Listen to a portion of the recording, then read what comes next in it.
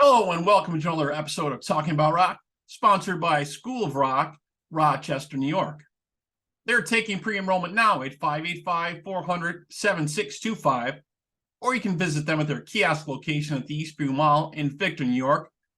Their location opens this spring at 235 High Street Extension in Victor. Today we have for you one of the leading lights of British thrash metal movement.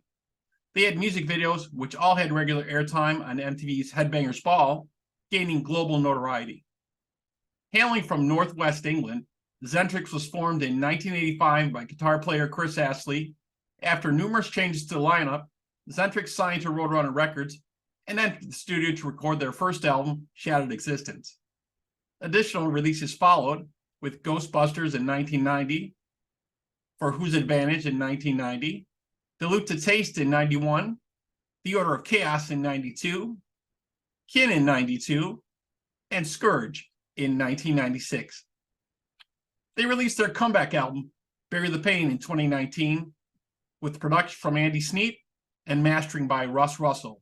This new recording showed the band sounding heavier than ever, while still retaining their signature sound. Their latest release, 7 Words, is the 7th studio release from the UK thrash outfit. Today we speak with guitarist Kristian Havard from XENTRIX, next on Talking About Rock.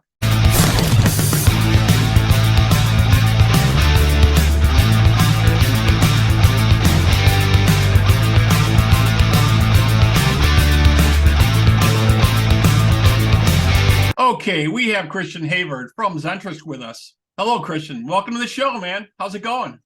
It's going good, yeah. How are you? Oh, great, man. Great. So this latest album is like a combination of the last 2 years, right? You've been putting it together? Yeah, pretty much. We started writing it in when the UK went into a first lockdown. And there was nothing else we could do but write music. Pretty much the same as probably every other musician in the universe. So Right. yeah, we thought, what can we do? We can't do shows, we can't rehearse, so we'll start writing music. And you have Andy Sneap producing it, who'd work with Judas Priest, Accept, Blaze Bayley, Dream Theater, the list goes on and on. Saxon, Exodus, Megadeth, Testament.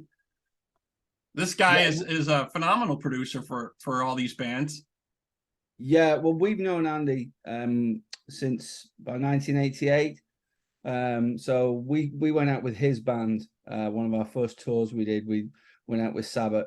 We opened for them back in '89, and we kind of remained friends ever since then. And we keep in touch and sort of see how he's getting on. So when it was time for us to try and start up the band again, he was like, "Oh yeah, come on, speak to me. I'll sort you out. I'll help you out." He'll get you guys all on track, and that's what he seems to be doing for a lot of these artists. Definitely, yes. Yeah.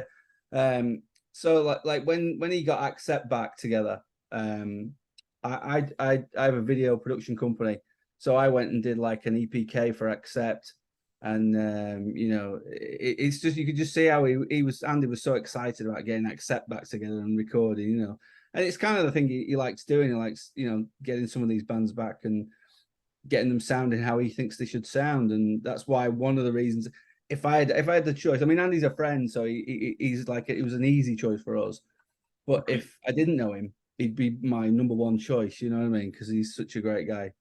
Yeah, he definitely seems to be the choice of metal bands lately, for sure. And you have the same artwork done again by Dan Goldsworthy here that had done some previous cover artwork for you guys, right?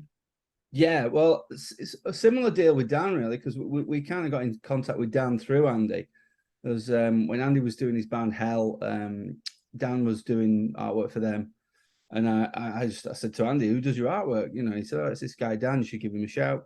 So I got in touch with Dan, and Dan used to be a fan of the band. So, and he's a really great guitar player, actually, Dan. And so when we played, he lives up in Scotland. So when we played up there the last 2 times, we get him up, and he plays a song with us. Dan, he's a great guy, and he's just so easy to work with, because he just says what's have you got any ideas for the new artwork? And we go, usually no. And right. No, just listen to the tracks. Yes, that's what he said. Send me the lyrics. I'll come up with some ideas, But his thing is he likes to make us look sort of old school thrash. You know, it's the idea of the artwork is you look at the artwork and you know what type of music it's going to be. You know, which is like his thing. He's, you know, he says, I want to do it like, you know, like an old school replica thing. And we're like, yeah, whatever you want to do, man, you know. So, but he's our guy now. We're just going to stick with him because he's great, you know. Oh, yeah, definitely. Well, you can see the artwork definitely stands out for sure that he's doing for you guys, and that's great. So let's talk a little bit about the tracks, and in particular, the track 7 Words. You know, I really like these new tracks you guys have out, and that one kind of really stood out to me. Can you tell us a little bit about that? 7 Words was one of the, I think it was probably about the 3rd song we wrote for that album, and that it was kind of like we wanted to have like a pacey track, quite a quick one.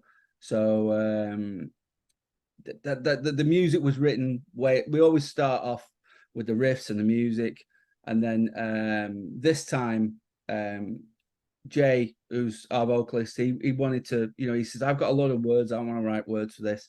So I was like, yeah, man, that's great. You know, I'm well happy about that, because not only is it one less thing for me to do, I like it when a vocalist actually, you know, wants to sing their own words. You know, they kind of deliver it with a bit more emotion. Or that's exactly. So much more power and meaning, right? Exactly. Yeah. So I was happy that he wanted to do all that. So he sent me the words to this, and then we went and recorded, and I'm like, so what are they? What is this song about? And the kind of the gist of the song is it's about change and revolution. That's why Dan got this idea for this sort of artwork like this.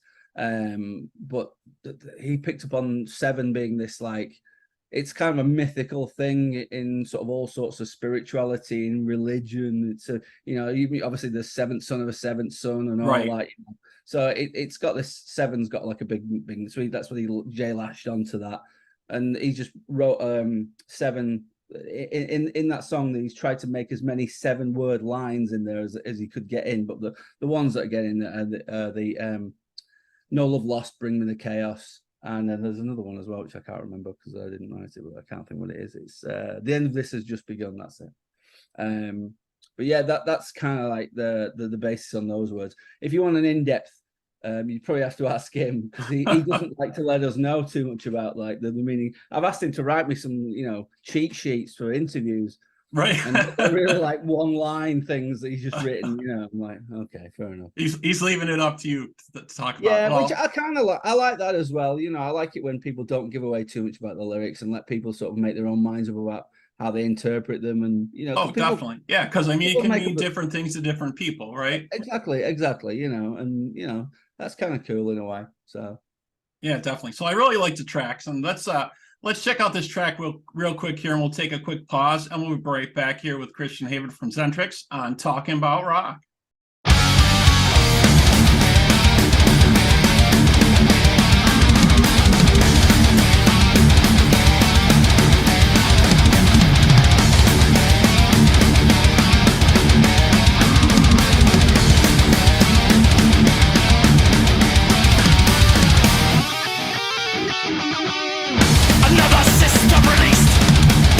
Controlled and policed.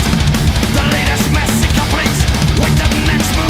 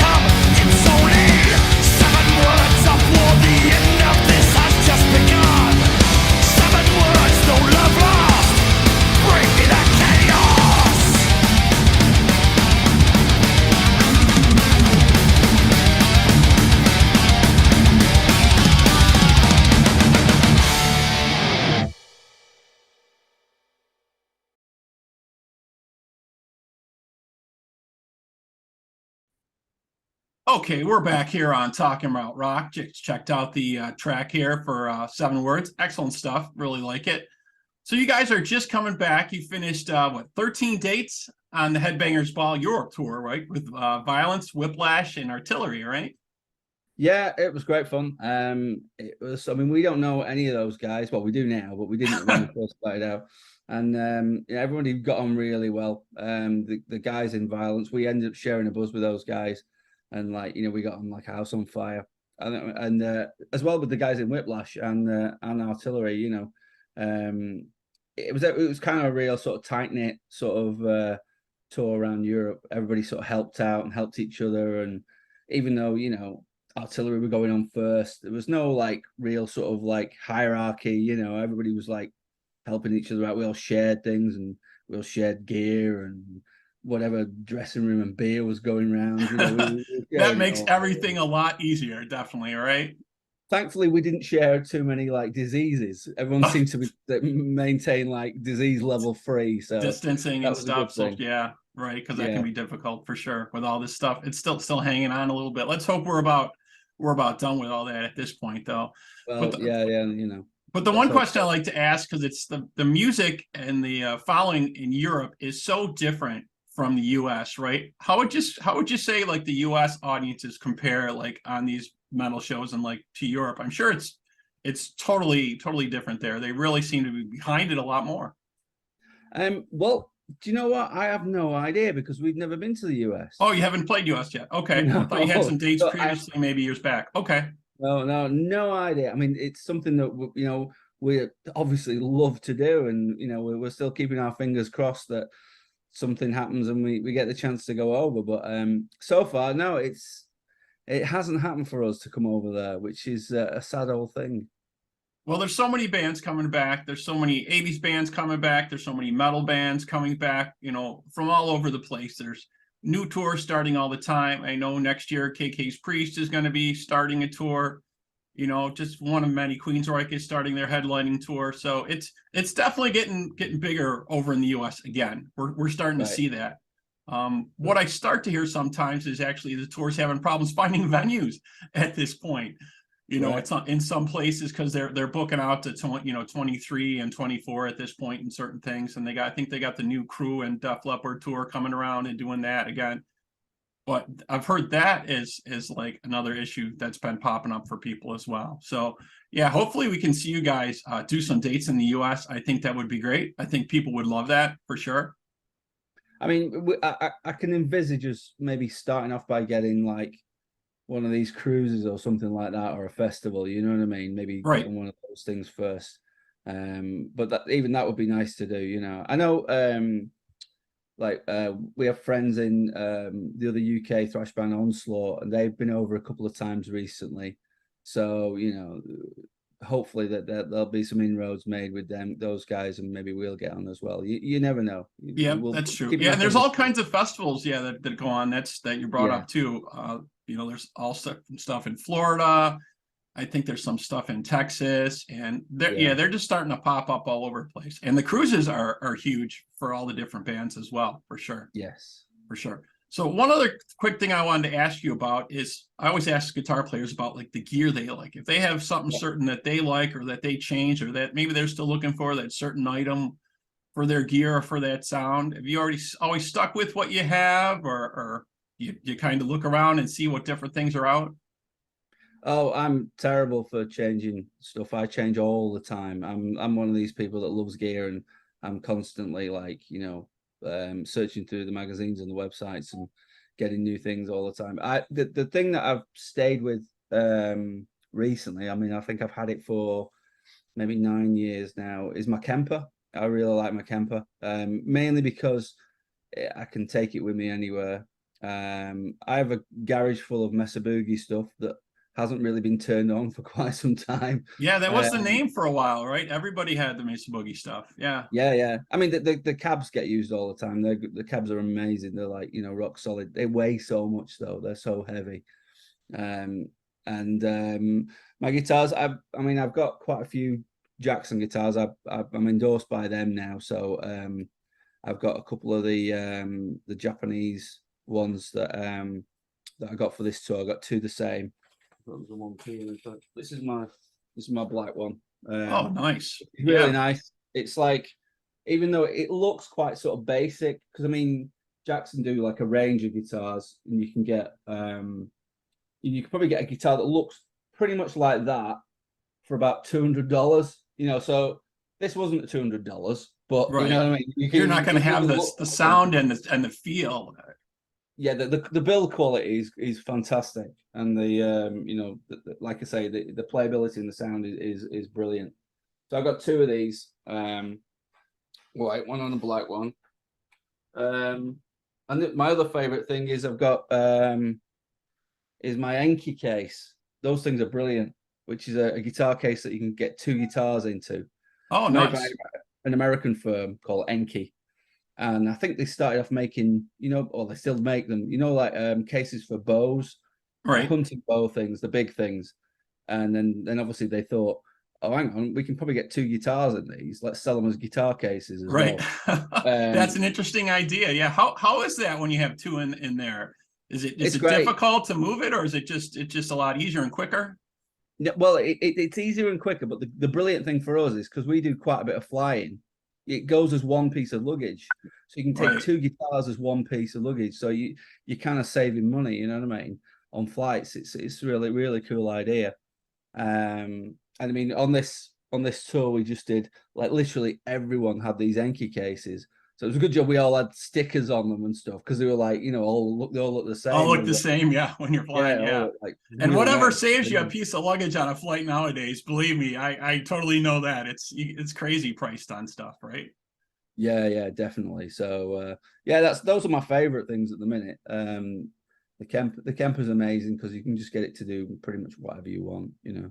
Nice. And you guys got some dates coming up here. It looks like March 3rd. You're at we're going Dolan's Warehouse. Yeah, we're going over to Ireland. That's actually we went over there in, I think it was May this year, and we had some issues in that we went over in this splitter van. This is quite a Spinal Tap type story.